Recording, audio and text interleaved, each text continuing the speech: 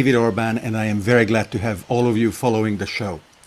Before we start, I want to remind you that even if we are live, you can always watch past episodes both on Facebook and YouTube. And on YouTube, you can also subscribe to the channel.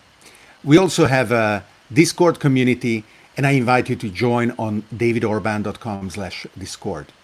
And finally, if you find the show valuable, as well as the other content that I produce and the knowledge that I share, you are welcome to become a supporter on Patreon at patreon.com/davidorban. Today's theme is knowledge management. How do you manage the information flow? What are the ways that you cope with overload? What are the best tools of knowledge management? The guest is Massimo Curatella. Max is a designer, a facilitator, a writer, and also a friend. He lives in Rome with his wife and son, and we met a few years ago when he came to a meetup I organized. I have the habit of setting up impromptu meetings around themes that interest me, such as technology-driven social change, decentralization, network society. Sometimes a dozen people come, sometimes several hundred. At the Rome meeting, there were not many people, but one of them was very passionate, curious, and skeptical. He held the Italian edition of my book, Something New, AIs And Us, full of notes and markups. On the first page, he jotted, "Sono tutte stronzate? Is this all bullshit?" So we evidently had to go to have a pizza and several beers. And after the event, we kept talking into the night. Since then, Massimo became the Italian ambassador of Network Society, a collaborator on several projects, as well as the agent provocateur on many of the things that I do. For example, he was the person behind the idea that gave rise to The Context, my weekly video series alongside this one, Searching for the Question Live. One of Max's passions is knowledge management, so I thought I would invite him on the show. Welcome, Max. I mute myself. Ah, Hi, everybody. Hello, hello, hello. It's a pleasure being here. Thank you for having me. So, and I told you like 2 hours ago that you should be on the show, right? Yeah, in fact, as usual, that's what I like. That's good. That's very good. Now, let's start talking a little bit about you. One of the things that is common to many people, as a matter of fact, somebody just last week asked me for an opinion because he is a designer and was redoing his website and he didn't know how to talk about himself and the many things that he is interested in. You have the same problem. And I do too, except that I don't care about it. So what is this problem? And is it a problem of somebody having many interests, a polyhedric personality, and having some difficulty in conveniently representing him or herself to others so that he can be put in a box? Yeah, I feel you, brother. And this is actually a painful experience, a painful situation I've been experiencing since everywhere in my life. And sometimes it becomes so painful that I cannot sustain it. And so I invite my friends, and unfortunately for them, I ask them to listen to me. And what I found useful is to get out all of the mess that you have in your brain in terms of passions, interests, and things that you like and you love, and let your friends try to recognize some patterns to make sense together. To me, is the most valuable thing. And something that I really appreciate, for instance, in what you do, David, is that, as you were saying, you don't care in a way that it's a little bit, a provocation and a way of living. And this has been always a problem with my culture, because I've been taught to be, all set up perfectly, and you need to do things in the proper way, not specifying what's the proper way. And this is a limitation. Now, to fight this limitation, it took me several years, and this is when I decided that to build my online identity, or my identity, I didn't care anymore about being perfect or having specific titles. So I invented some ways to manage this, and I started to collect labels. And I said, if I want to be interesting in a certain context and I have a label that is relevant, I will use that label. If I don't want to talk with people, I will say the opposite. And it worked. So this is one of the ways to manage with multiple facets of your identities. Well, wouldn't you say that I played around with the lights while you were on full screen, and it didn't go very well? I will ask some additional questions and play around a bit more. Yeah, please go ahead. But we are all full people, right? We are not monodimensional or bidimensional. We are multidimensional. And as in the beautiful book Flatland by Abbott, talking about how a hypercube, or actually a cube first. Oh, I spoiled it. How a cube meets the inhabitants of a bidimensional world, and how it is difficult for them to communicate because the cube is not suffering from their limitations. Similarly, I believe it shouldn't be your fault that you have so many interests if you are efficient in pursuing those interests. And anybody should be able to see you in a given projection. And then if you develop a deeper and broader relationship with them, that projection will encompass more and more of what you are. So in that sense, to establish a professional relationship that is based on just a given section and a given perception of what you are is perfectly appropriate, in my opinion. Yes, this is true. I agree. But it's a matter of your culture and attitude to life. I feel that in most of our contexts, especially, I would say, in my family, my life, especially in Italian culture, when we talk about school and how you develop as a human being, this is not promoted, this is not facilitated, because you need to at least know, this is my story, you need to find your place as soon as possible, you need to settle down, and you need to find your title, and you're going to be your professional title. And this has been a curse to me. This is one extreme, but at the same time, the opposite of being completely open but superficial on many different topics like a butterfly, without ever, focusing on something and going by deep diving, the metaphor of T-shaped people. By the way, I am O-shaped people.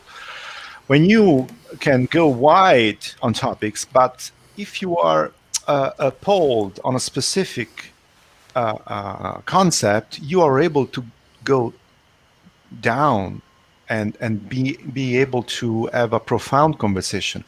This is, for instance, what I really appreciate when we meet, because we can talk about anything, life, universe, or C++. But one of the things that is beautiful about this experiment, if after 26 episodes I can still call it an experiment, is the interaction we have with our viewers.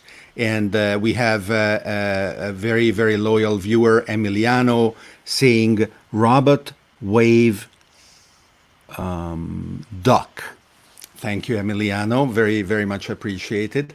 And we have Eray Oskural from Turkey, Istanbul, saying, what if you are not efficient? Even dilettantes are cooler than Jerry's. And you know, Eral, as it came out of my mouth, I knew it was wrong. Thank you for pointing it out.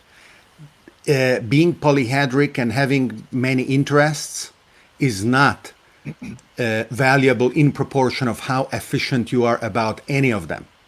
And being an amateur, being a dilettante is absolutely worthy, and nobody should pretend that only professionals have the right to do the certified acts that nobody else should be permitted to do.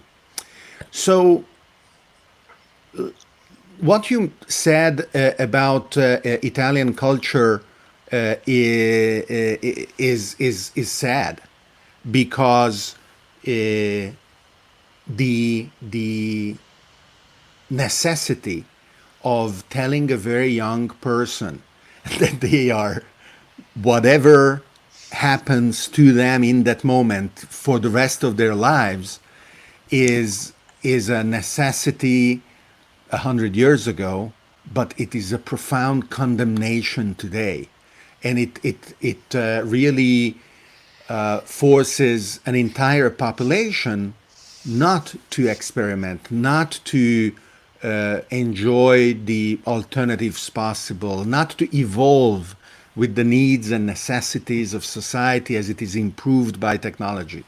So, what do you do with your own children or child? How can you tolerate this kind of violence that they go under at school? This is a serious issue, and I live it every day. What I do is to try to nurture an environment that is conducive to be eclectic and with many interests. And I try to always invite my child to anything that I do. And sometimes I use him as a sparring partner, as a creative person. I did that yesterday for a workshop I had to organize with 100 people. And I tested the prototype with him. And I said, work with me for 1 hour. I want to see how it works. And the difference is in how you treat the person. Because if you treat it as a child that needs to be, fed, and one day you will become, this is what our parents were doing with us, and I don't want that. So I talk to him when I want, as a child, as my son, but most of the time as a person, and I talk with him about going to Mars, or what Elon Musk is doing, or the context by David Orban talking about living on the moon, and he is so excited. And sometimes, it's like planting seeds. You cannot see the immediate fruits of that. But after years or weeks, you get some returns, because he comes back with drawings, with ideas, with worlds you want to build on Minecraft. And this is fantastic. But you have to be present in everything that happens. You need to change your attitude. So educators or parents or relatives are absolutely important in the environment of young minds. One of the things that we like to do, on top of saying hello to people who come on the show, like Silvina, who's saying Buenos Aires, hola Silvina, ¿cómo estás? Or Ciao Max from Dario Cataldi, which I assume is a friend of yours, Ciao, Dario. Max. Another thing that we like to do in the little traditions that we are developing day by day, and then discarding as soon as they become a burden, rather than carrying them forth through generations who lost every respect for the tradition, but they still cling to it because they were meaningful thousands of years ago. I don't know that if that is going to happen with the show, but in the meantime, our new and newborn tradition is to show where we were with a previous guest, and we were in Zurich.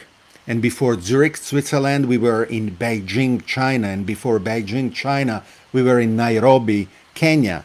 And before Nairobi, Kenya, we were many other places. So from Zurich, which is in the middle of Europe, let's go to Rome, where Massimo is with the Pope. Hello, Max. Hello, Pope. Yeah. How is life in Rome these days with the lockdown and everything? It's surreal. I would say you would see scenes that are really familiar to any other place around the world. And the first time that I had to get out to buy groceries, I always like to say it seemed to me like I was living in a movie scene from 12 Monkeys. I feel like I was Bruce Willis navigating in this incredibly deserted world, and I was scared. I was you see people in long queues, and they are way farther than 2 meters one from the other, and you can feel the embarrassment, the fear in the eyes of people. And it is After especially unnatural in Italy, right? Where the it is, queues are one person pushing one over the other and on yeah. the side. And Well, on one side, you still see the elder being absolutely not disciplined, even the youngers. One of the best scene I was testifying was a person, with gloves, plastic gloves, and the mask went into a bakery, and with a piece of pizza bianca, he just put down the mask, and he started to eat in the middle of the road, like nothing was happening. And I said, "So why are you wearing a mask then? You don't have to." and he said, "But I am hungry." Yeah, in fact. It's on the other side. This was more than 1 month ago. The first time that I met my mother-in-law, and the instinct was to hug ourselves. And I said, "Okay, no, Maria, we need to touch our feet. This is what we used to do in China. So this is our way of saying hello." And it was fun and sad at the same time. Yeah, it is amazing, guy. What I call it is a boring horror movie, Yeah, right? yeah, too slow. Habib Hussein, I don't know how he did it. He just made an empty comment. That's a So, space. Habib, welcome to the show. We have a lot of followers in Pakistan because one of our guests from a few days ago very kindly invited me to broadcast the show on his pages as well. His name is Rehan Al-Ahwala, and he has 1.5 million likes on his pages. So we get a lot of people watching and commenting from Pakistan as well. Eray adds to his previous remark that in Turkey, the parents seem to think that it is a national duty to crush the creative inclinations of children, and this slave mentality ought to change. And it is, an opportunity what we have today to discover so many different ways of doing things, and I hope that is actually going to happen because a lot of people who postponed the adoption of modern tools are now forced to use video conferencing and shared collaborative platforms, documents either on Google or Microsoft Teams or maybe some open source solution as well. And they are hopefully going to realize that there is nothing to fear, that it is going to be good to keep going with these tools, even when the the peak of the pandemic has passed, and when children go back to school, and when the workers are back in their offices. So one of the points that we want to discuss today is actually what is the difference and what is the relationship between the objective of knowledge management and the tools of knowledge management, because they certainly are complementary, but we are often confused, and especially those like me who enjoy playing around with the tools forget that becoming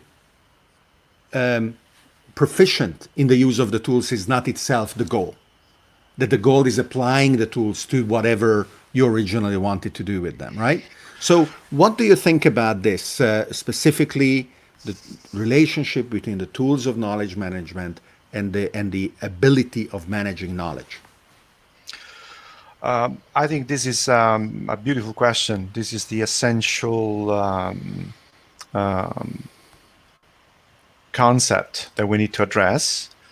For people like me who likes to play with everything and experiment everything, and they keep on having thousands of ideas, everything they do, having infinite space at their finger for free, it's a curse. It's like, the specific tool you're using right now, Facebook or Instagram or Twitter. With that finger, if you keep on scrolling, it's like drugs. It's like drug. You're addicted. You go there and you scroll for hours. Now, the same is when you can save any piece of information with the idea, with the illusion that one day I will read it, or having the illusion of knowledge. Since I have grabbed a beautiful piece of writing or an article or a video, I have the illusion, the dopamine boost saying, oh, wow, I'm smarter. And this is unfortunately so easy that I frequently fall into that.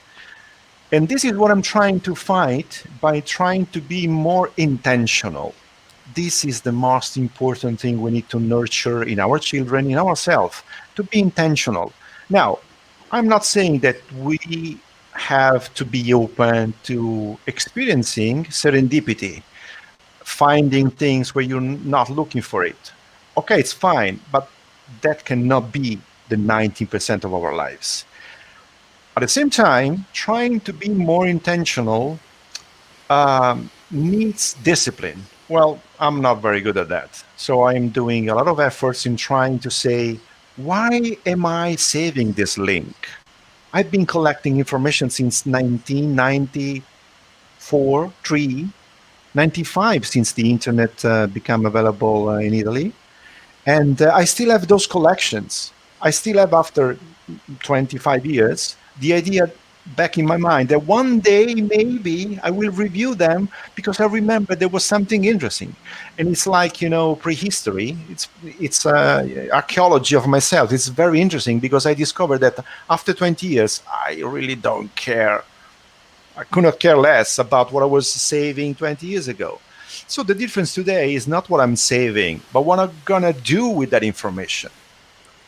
I like letting go of things that once I thought were so important.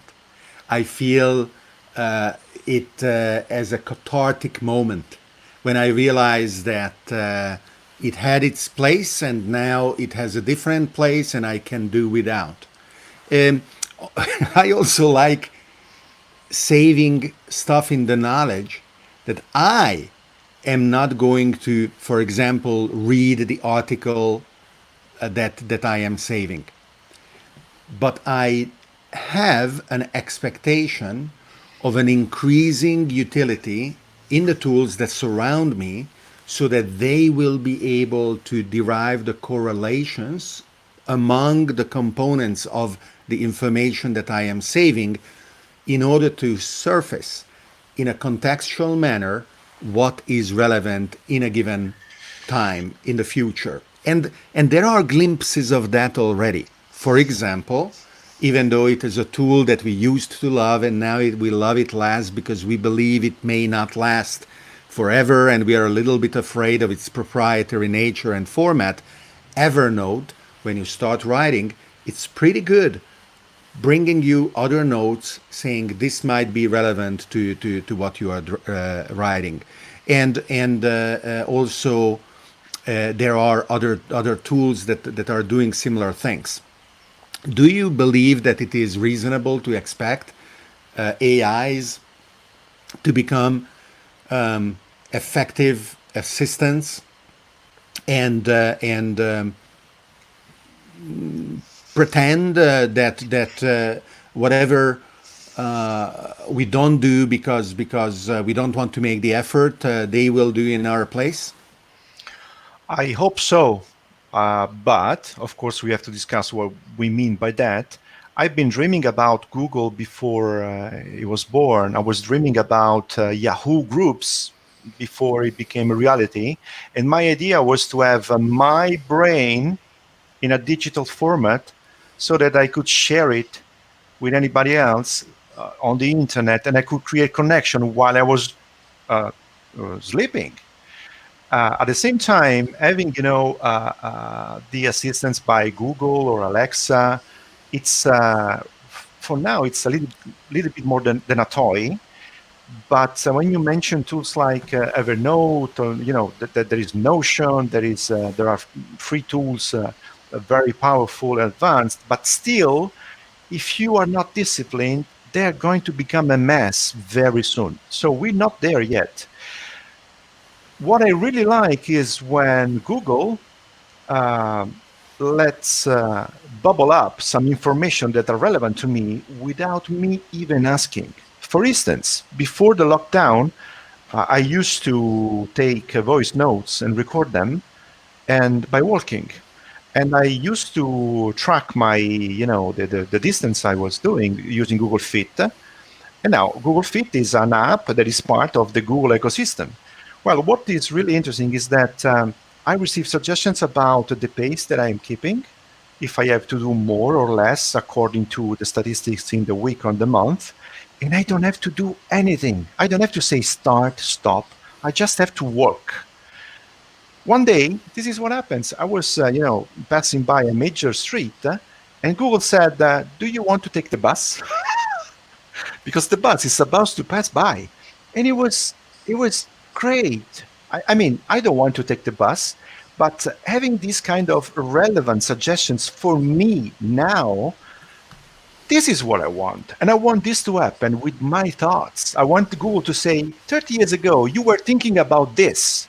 Do you want to have some more information about this concept? Because there is David talking about this right now. This is what I want. Or, given your browsing history, I know that whatever you attempted 30 years ago, you were not ready, but yes, now you are ready because you have acquired the skills and what you wrote contains certain components.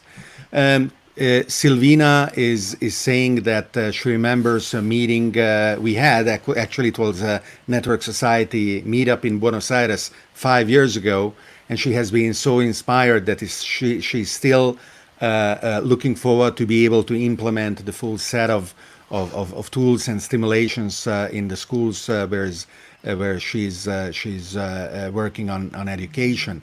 And we have Sabina Spagna saying that children must be stimulated in every context, and this is called divergent thought. And it is also a successful movie and a book. Haven't read it, but I know it's very popular. Cosimo is saying hi as well from actually a few meters away, and he's hogging the bandwidth. Luckily, we are on fiber, so it shouldn't be a problem for the broadcast. And Emiliano is chiming in with Neuralink. So let me actually say something about the deeper and further R&D things here, because of course aren't we inspired when we hear something like what Elon Musk is telling they are aiming to do? And just to remind those viewers who don't know, Neuralink is one of the newest Elon Musk companies where he is able to rapidly assemble an excellent team where he gives instructions coming from his approach of first principles redesign of solutions to achieve a tenfold or a hundredfold improvement on anything that was possible before.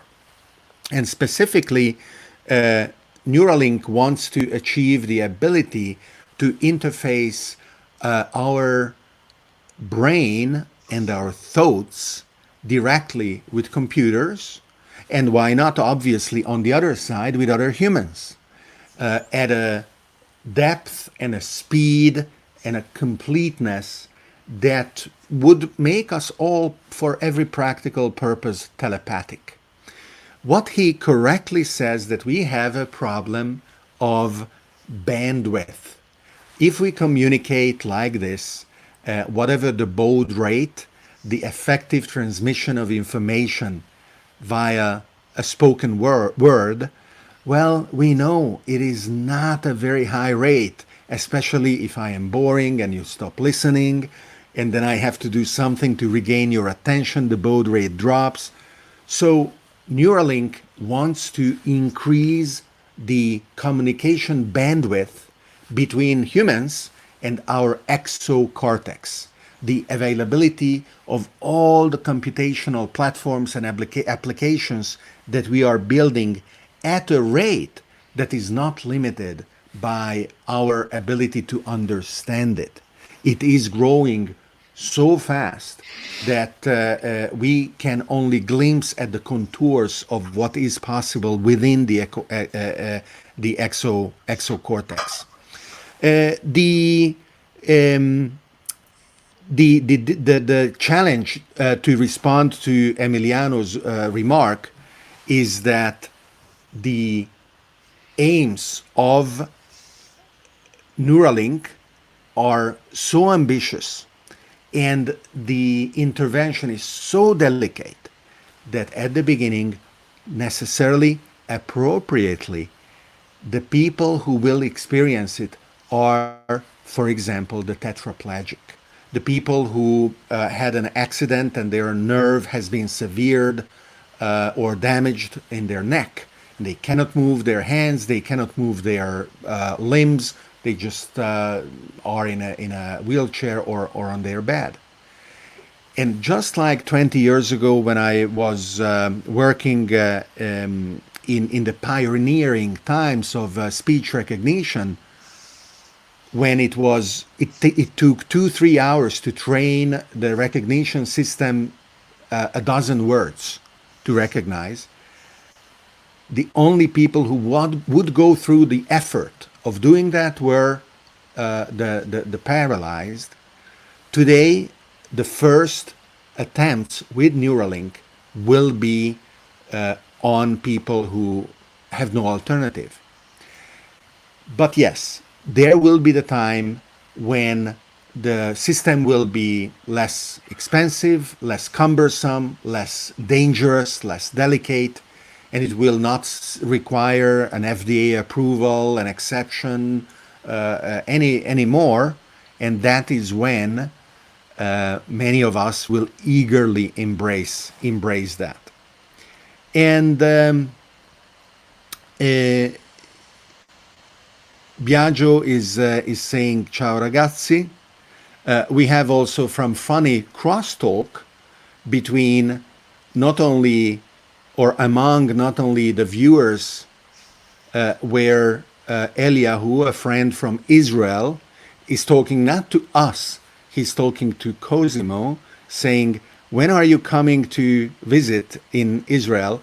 And what is funny here is that he's not even doing it on Facebook where Cosimo was commenting, but he's doing it on Twitter.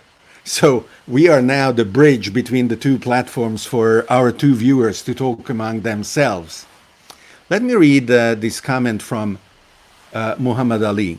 And thank you, Muhammad, by the way, for your participation. He says, time is money and getting relevant knowledge needs precious time. How can we make sure that the information we get is relevant and that both children and teachers can use the best methods available? So, what do you say, Massimo, to that? Do exactly the opposite. Ask two children to teach two teachers. This is the very first thing you should do. And what is needed in order for that to happen? Because I am sure that if we take a sample of 100 teachers and ask them to put themselves in the shoes who somebody humbly has to take a step back and learn, the vast majority of them will say, no, I cannot do that because I would lose the respect I need. I wouldn't be able to keep discipline anymore. I have to follow whatever is written in the book. Only if we refer to the authority of the book and we follow the book, only then we can keep order.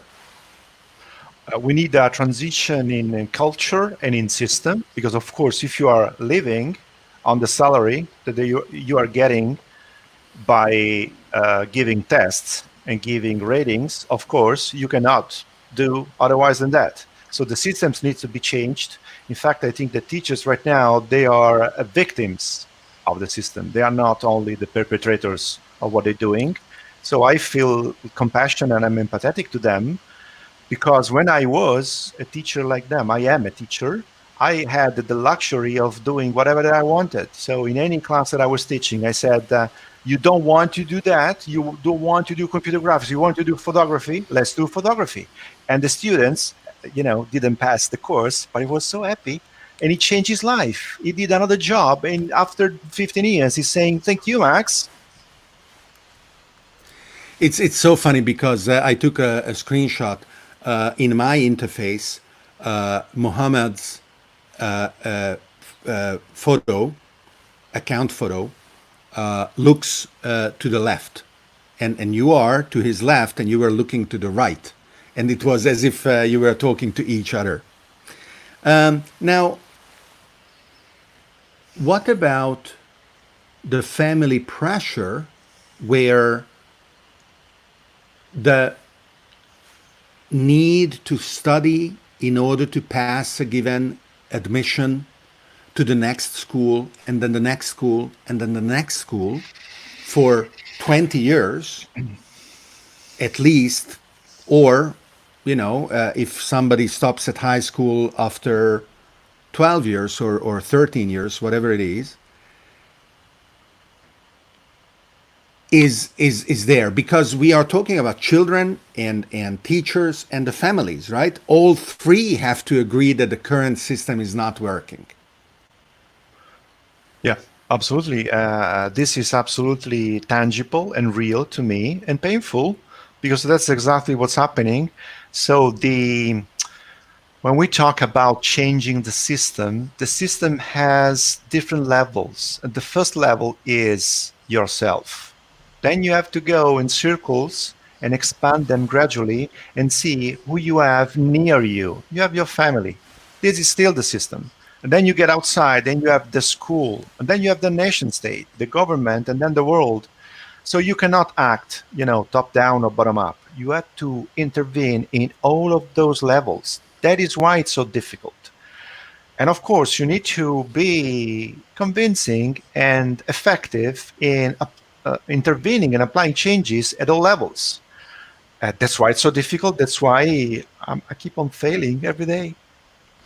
Biagio is asking, what do you think about using tablets instead of books and notebooks in middle schools? So let me tell you an anecdote. My daughter, who is now 20, and she relocated to Seoul after her birthday, somewhat unexpectedly, is going to be a guest on the show hopefully soon, telling about her adventures. And when she was in middle school, so 10 years ago, let's say, I actually cut off with a paper cutter the spines of her books. I sent them through an automatic feeder to have them all scanned, and I gave her an iPad. And rather than carrying in school, 10 kilos or 15 kilos of books, she would go with an empty backpack and an iPad. And it was amazing. Can I hire you? Can you do that for us? The problem is it's even worse than that. The teachers were completely confused, alarmed, incensed. They didn't understand. It was just amazing. And all my children have alternative trajectories with respect to what is the official curriculum.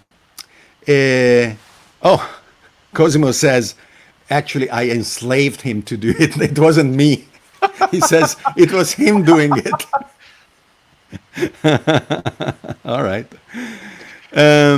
Now, one thing though, since the title of this episode is knowledge management, yep, it is not surprising that we are talking about schools and children, but the same challenges are applied also in the workplace, where a very hierarchical and centralized decision system pretends to assign you tasks that you do unquestioningly, and then measures the time that you spend on the task. And the more time you spend, the more important the task is. And if you question the method, you are seen as rebellious and dangerous and set aside. Now, I'm of course describing the worst possible workplace, but is the challenge harder or easier, in your opinion, to recalibrate the minds and the culture around what we really need to focus on, what matters in terms how to cope with the information flow and what is happening? Let's say that it depends on the environment where you're working, and you're talking about workplace or personal knowledge management. They are two different things, but of course there are the same kind of approaches and methods. In the workplace, if you are in the old school, I don't think you have any chance. You have to follow hierarchy. I've been having some pains in working in a very, strictly hierarchical systems where I wanted to share knowledge, share information with my colleagues, higher and lower. It was a problem. It was a problem because I was not respecting the hierarchy.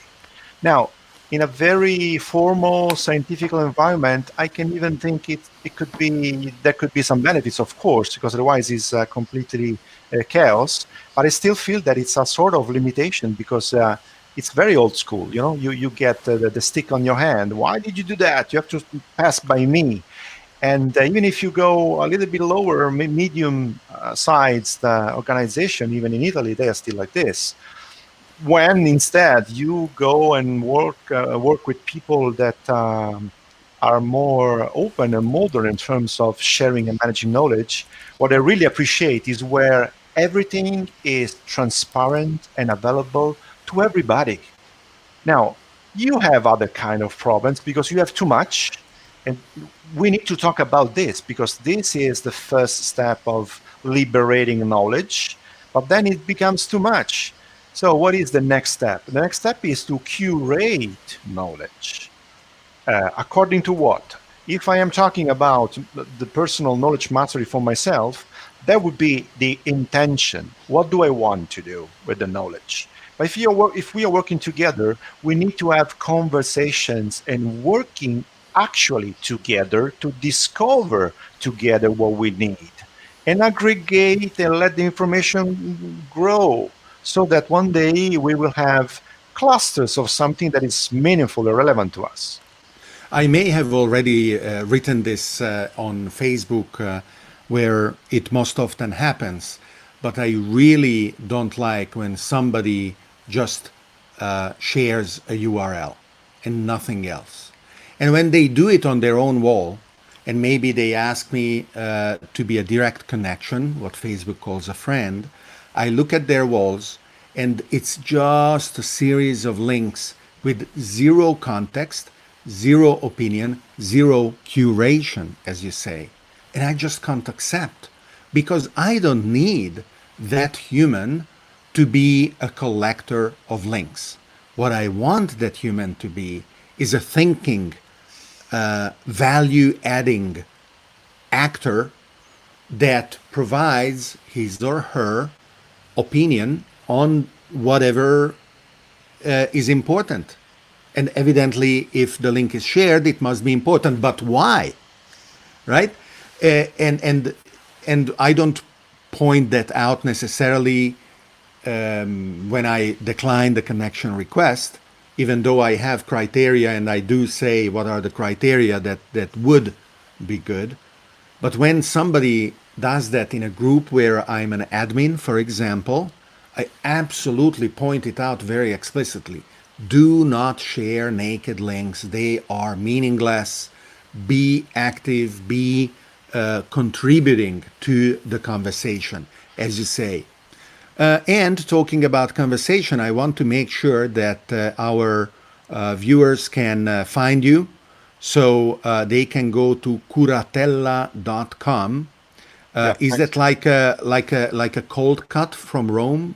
That's how it sounds to me. Maybe it's close to dinner. That is why I think it's No, like it's not. mortadella, curatella. That's the worst joke they used to do to me when I was a young boy, but it's not. Oh, I'm sorry. It's actually a plant, and it is coming from Argentina. I think it's Curatella americana. It's a herbal medicine. Okay, well, at least you can drink it if you can't eat it, right? I don't know, maybe, but it's nice because it's near curating, Curatella. All right, all right. So on your website, curatella.com, there are the contact information, and people can get in touch with you Yeah, to have you design and facilitate and write and do all the other wonderful things, including provoke and upset and disrupt, yeah. Why not? which you do very well as well. Thanks. So as we go towards the end of our hour together, what would you like the people who are here take away? What can they do to make our conversation actionable to them? Oh, that's a beautiful question. I am a technologist. I am a software developer. I do software engineer. I love technology. What I will tell you is forget about technology, widgets, smartphones, unless you can use those toys to really augment your brain. The first thing that I would suggest is to write. You have to write. You have to keep things out of your brain. Writing is painful if you're not accustomed to it. To reach, the stage of publishing on my blog, I've been writing 250,000 of words privately, nowhere to be found, only for me, and it was an immense effort. And you posted it somewhere, maybe on Facebook, and I commented, well, where are those words? Yeah. Yes. Why are you hiding them? And Yeah, what I suggest is to try to work on your character by building a habit. It's even more painful than quitting smoking or sugar. It's even worse than that. But once you discover the power of having, an outlet, getting out from your brain, it's a superpower. You cannot do without it. You will change. You will change your life. So write. You will think better, publish, and then think about technology. so the people who should be recommending technology as the solution, you specifically recommend a deeper analysis and understanding of the objectives. and of the outcomes, and only when that is better understood to find the tools. But at the end, tools do make us better and faster in achieving what we want to do, or even sometimes to do what seemed impossible. When we couldn't read or write, the ability to aggregate and curate knowledge was severely limited by our verbal, vocal culture. There's a better expression for it. The invention of writing was fundamental. When we invented the airplanes, we really started to do something that all humans dreamed about, and almost all of them believed it would never happen and it would be impossible. So I understand and agree that analyzing in the abstract or within yourself, what are your goals? How do you really want to understand the task of the knowledge that you are managing is important. But I also think that the tools and technologies can help us overachieve with respect of what we would be doing without them. I agree completely. I could not live without technology. And that's why I have several thousands of digital books. I have an enormous amount of notes and collections. And there are tools that will help you if you have your intention to collect a certain kind of knowledge. For instance, you mentioned Evernote. I would like to give you some suggestions about some tools. One is a random note for Evernote that would pick for you randomly every day a note from the past. So it would re-emerge. You would get inspiration about something you have said in the past. Another suggestion is you showing the Zettel Kasten website, where this concept is taken to an extreme. This guy in the 60s created a slip box method where every concept would have been written on a card as a note, and every note would be connected to others through a relationship. So basically, by following numbers, he would have been able to create a dialogue with himself, with his brain. And that was on paper. Okay, today's, I would never do that, although maybe in my back you can see something I wanted to reproduce. Today, I would do that with Evernote, with Notion, with Readwise, with Kindle. I would export all the notes that I'm getting on my Kindle, okay, and using a tool that is called readwise.io, I would get all this interesting piece of knowledge to come back up to me maybe in 6 months, maybe in 3 months. So technology can absolutely help. If you go on my website, curatella.com/notes, that is my experiment. That is my second brain online, because it's there where I want to take my notes. I mean, to write something publicly, you need to be confident. Am I writing something that makes sense? And then you need to connect it. That's why I have keywords pointing at key concepts that I want to use in the articles that I'm writing. It's a lot of work, but that's the way to do it. Wonderful. So, Massimo, thank you very much for being a guest on the show. And certainly, Dario will be let down. He believed that we would give him the final solution. What do you need to do? Maybe we will, but it is very expensive. We will send you the invoice, Dario, and the final solution will be there after you pay. Or maybe we don't have it. And it is actually a question of individual experimentation.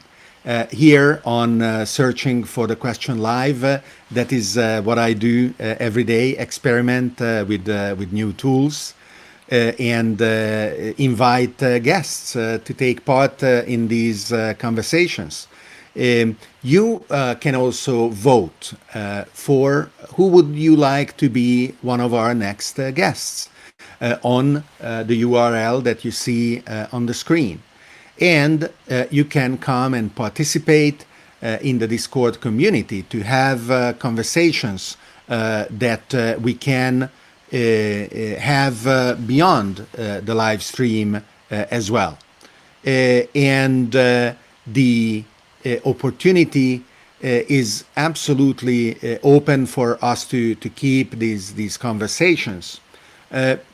As a matter of fact, if you believe that there is value in what we are doing, I also invite you to sign up on my Discord, on my Patreon, apologies, to support Searching for the Question Live.